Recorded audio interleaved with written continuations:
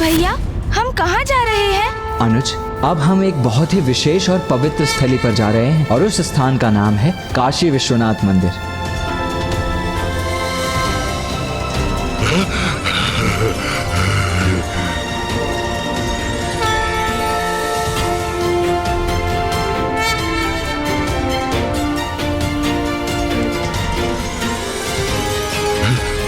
प्रणाम पिताश्री।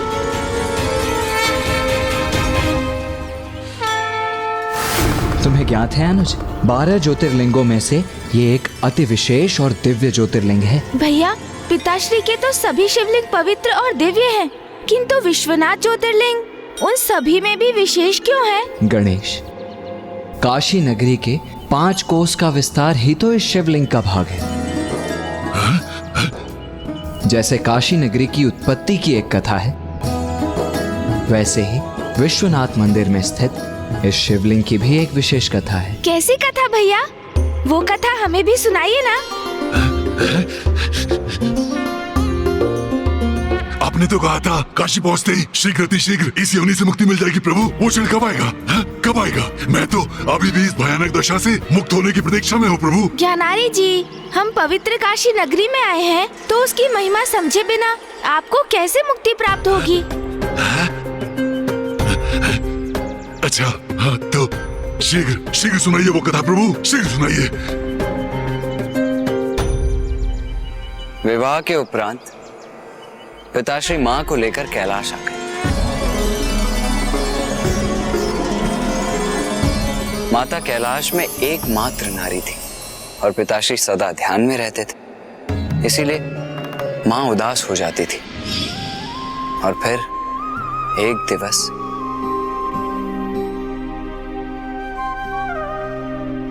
स्वामी।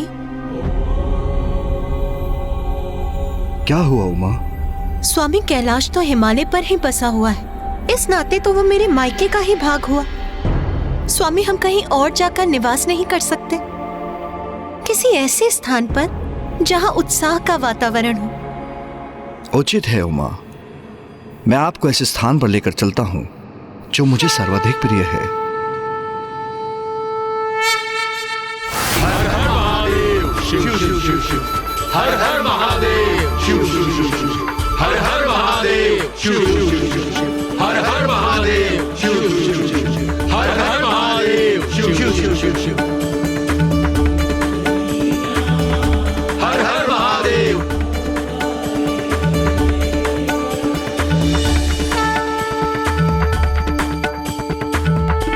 उमा, ये है काशी, मेरी सबसे अधिक प्रिय नगरी। स्वामी, ये नगरी तो मुझे भी भा गई। मन करता है यहीं स्थित हो जाऊं। हाँ प्रिय।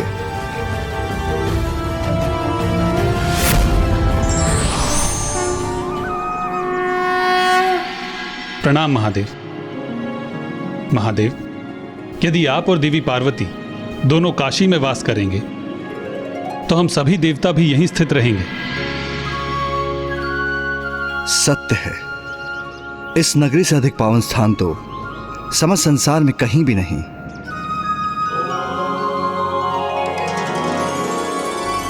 मुझे इतना क्यों प्रिय है, इसलिए मैंने मन बना लिया है, आज से अब मैं यहीं पर निवास करूंगा, जिसे विश्वनाथ के नाम से जाना जाएगा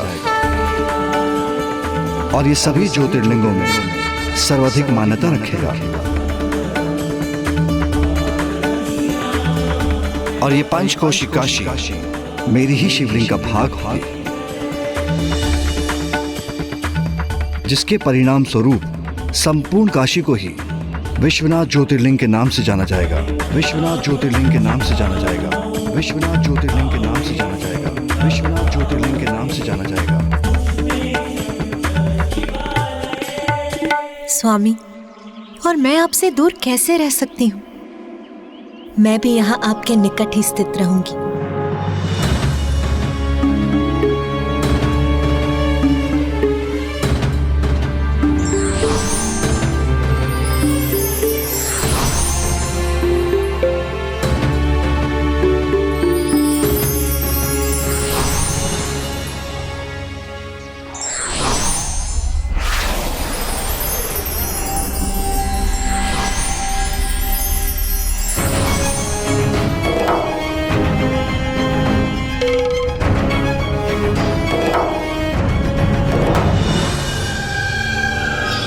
भैया, तो शिवलिंग के रूप में साक्षात पिताश्री अर्थात जगत पिता परमेश्वर महादेव है। हाँ गणेश, पिताश्री के ज्योतिर्लिंग के शुभ दर्शन कर, उनका जलाभिषेक कर, उनका स्मरण और उनकी पूजा करते हैं। शीघ्र शीघ्र जाइए आप दोनों। हाँ हाँ, उसके पश्चात अवश्य मुझे इस योनि से मुक्ति प्राप्त होगी। हाँ, जाइए जाइए जाइए। हाँ।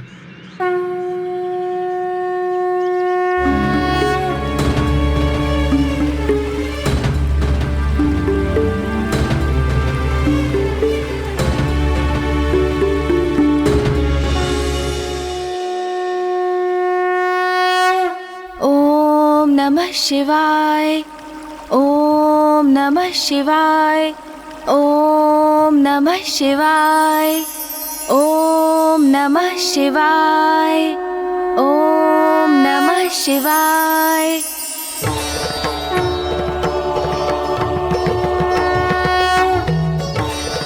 हमारा प्रणाम स्वीकार करें पिताश्री।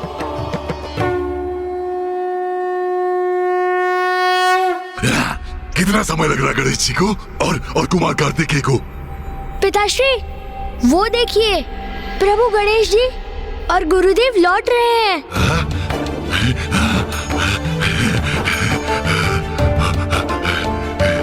प्रभु प्रभु, हो गई आपकी पूजा संपन्न। अब तो मुझे मुक्ति प्राप्त होगी ना? है ना, है ना, है ना प्रभु? है? अवश्य ज्ञानारी जी।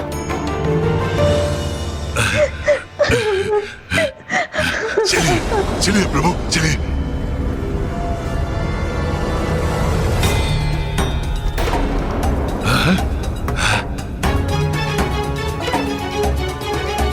भैया, क्या आपने भी ये रुदन का स्वर सुना? हाँ गणेश,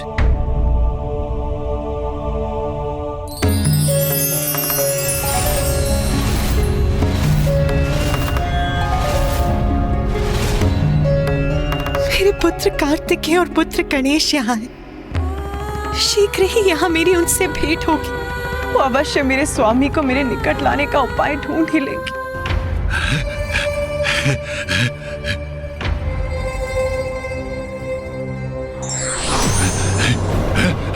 कहाँ जा रहे हैं आप दोनों?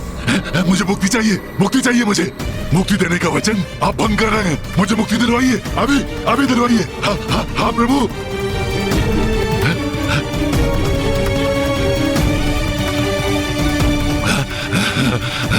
जाओ पुत्रों, अपना वचन निभाने का कर्तव्य पूर्ण करो, क्योंकि तुम्हारा वचन तो किसी भी बंधन से, तुम्हारे परिवार के प्रति तुम्हारे दायित्व से भी कहीं सर्वोपरि।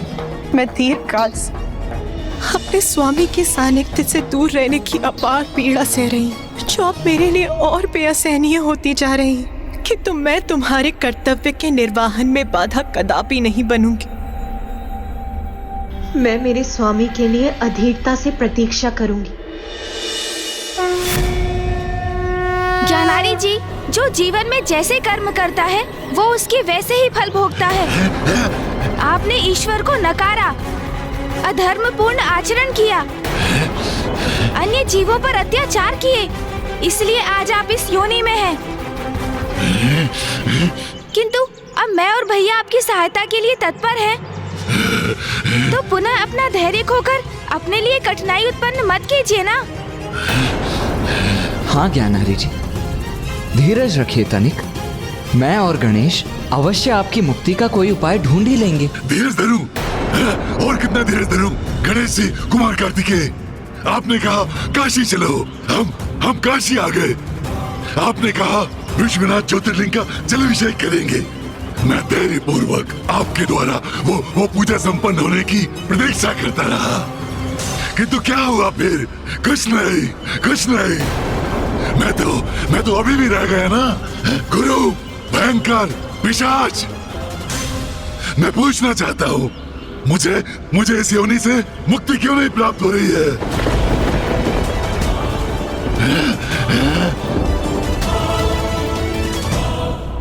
क्या मैं यही मान लूं कि मैं इसी प्रकार पिशाच बनकर भटकने पर विवश हूँ?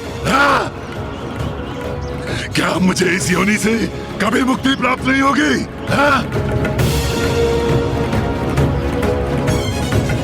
नहीं,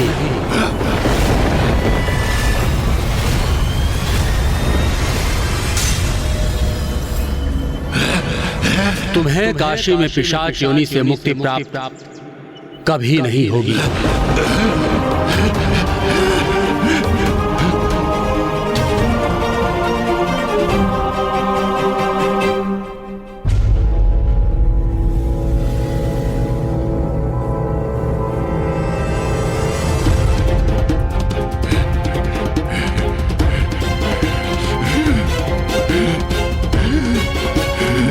ये ऋषिवर क्या कह रहे हैं? क्या नारी जी पिशाच योनि से कभी मुक्त नहीं हो पाएंगे? प्रथम पूज्य गणेश जी और देव सेनापति कुमार कार्तिकेय जी, आप दोनों महादेव पुत्रों को मेरा नमन। मुझे यहाँ काशी के इस पावन तीर्थ में जिस अद्वितीय दिव्यता के उपस्थित होने का आभास हो रहा था, वो आप ही थे। आपके शुभ दर्शन पाकर मैं कृतार्थ हुआ। प्रणाम ऋषिवर। आप? मैं जगशव्य ऋषि हूं।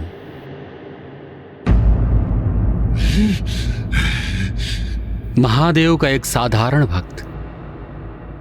मेरा नियम है, महादेव के दर्शन के बिना अन्न और जल भी ग्रहण नहीं करता हूं। ये सब तो ठीक है, किंतु आपने क्यों कहा कि मुझे काशी में मुक्ति प्राप्त नहीं होगी? क्यों कहा आपने ऐसा? काशी नगरी तो मुक्ति और मोक्ष का मार्ग प्रशस्त करती है। यहाँ जो जीव मरणासन्न अवस्था में पहुंचता है और जिसकी यहाँ मृत्यु हो जाती है, उसे स्वयं महादेव उसके कर्ण में तारक मंत्र का उच्चारण कर उसका उद्धार करते हैं, उसकी सदगति निश्चित करते हैं। किंतु मेरी मृत्यु तो काशी में नहीं हुई है, तो मेरी मुक्ति का क्या होगा?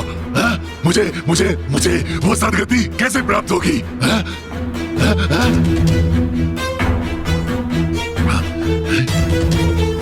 ऋषिवर, मैं और मेरा अनुज गणेश ही इस पिशाच को यहाँ लाए, जिससे हम इसको इसकी इस अवस्था से मुक्ति दिला सके। तो कृपया अब आप ही हमारा मार्गदर्शन करें कि किस प्रकार हम इसकी सहायता करें।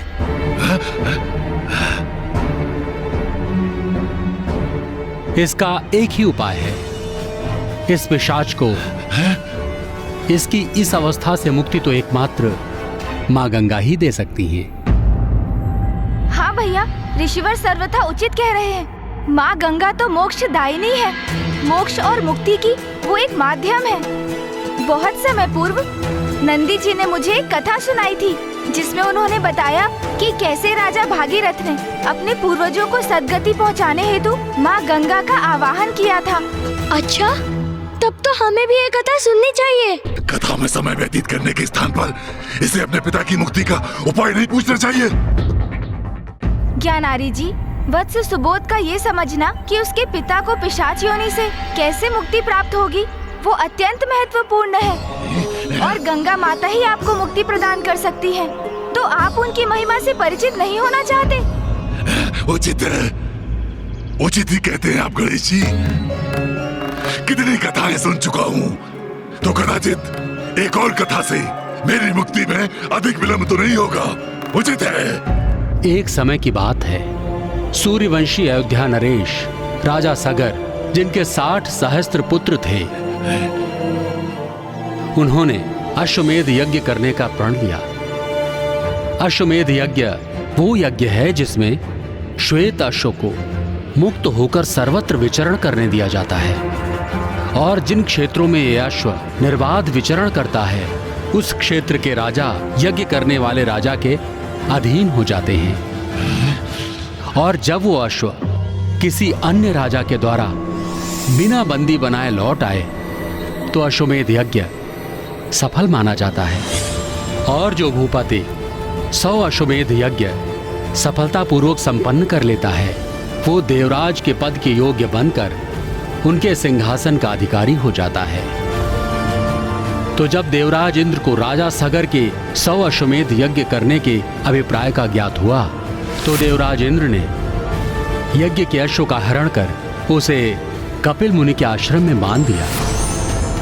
और जब राजा सगर को यज्ञ के अश्व की हरण की सूचना प्राप्त हुई तो बहुत व्यथित हुए, किंतु उनके अहंकारी पुत्रों ने उन्हें विश्वास दिलाया कि वो संपूर्ण पृथ्वी, आकाश और पाताल को छानकर यज्ञ के अश्व को अवश्य ढूंढ निकालेंगे।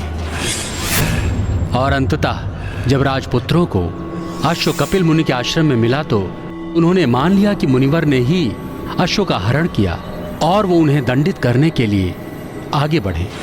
दुष्ट, चौर्य कर्म किया है तुमने। किंतु सगर पुत्रों को यह ज्ञात नहीं था कि जिन कपिल मुनि का वो अपमान कर रहे थे वे तो स्वयं भगवान नारायण के ही समान तेजों में थे, स्वयं उनका ही अवतार थे।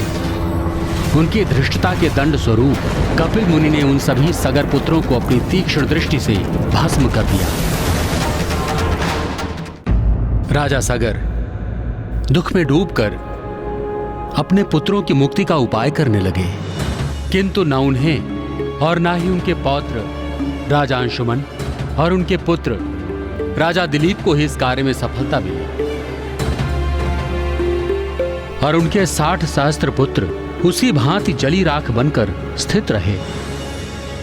किंतु फिर राजा सगर के पुत्र दिलीप के वंशज राजा भगीरथ ने अपने पूर्वजों को मुक्ति दिलाने का निर्णय लिया और उन्हें ज्ञात था कि मां गंगा ही उनके पूर्वजों को मुक्ति प्रदान कर सकती हैं।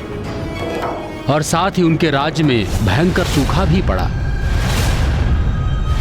अपने पूर्वजों के साथ साथ राजा भागीरथ ने अपनी प्रजा की भलाई के लिए मां गंगा का घोर तप किया और अंततः माता ने उनके तप से प्रसन्न होकर पृथ्वी पर उतरने का वरदान उन्हें दिया। पुत्र भागीरथ,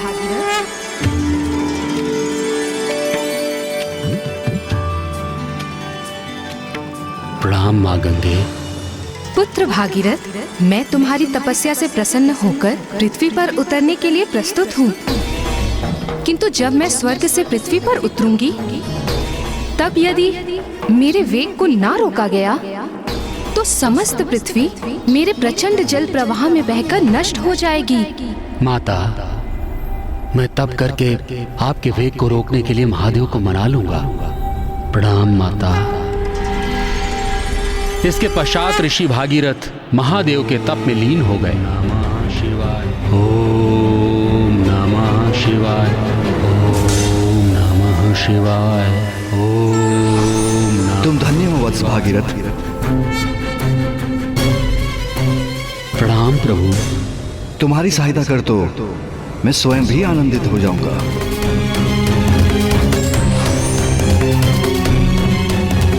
देवी गंगा, मैं आपके वेग को संभालने के लिए प्रस्तुत हूं। निश्चिंत होकर नीचे आइए।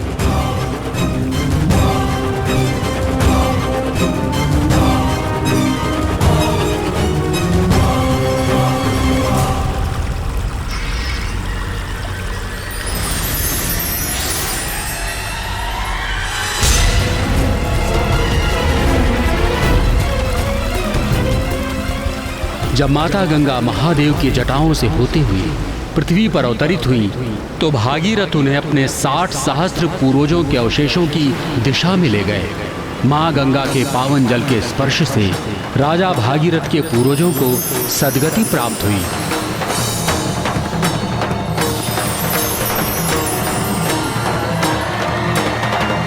इसलिए मोक्ष और मुक्ति प्रदान करती है मां गंगा। आप सभी को इस पिशाच को मां गंगा की जलधारा की ओर ले जाना चाहिए। जैसे ही ये मां गंगा के पवित्र जल में डुबकी लेगा वो इसे इसकी इस पिशाच योनि से अवश्य मुक्ति प्रदान करेंगी। ऋषि, हमारे मार्गदर्शन करने के लिए आपको कोटि कोटि धन्यवाद। प्रणाम ऋषिवर, आपका बहुत बहुत धन्यवाद। अच्छा है। शीघ्र चलिए प्रभु, शीघ्र चलिए। मेरी इस योनि से मुक्ति अब माँ गंगा के द्वारा ही संभव है। हाँ, शीघ्र उनके निकट चलिए। ज्ञानारी जी, आप चिंता ना करें, अब आप पिशाच योनि से सदा के लिए मुक्त हो जाएंगे।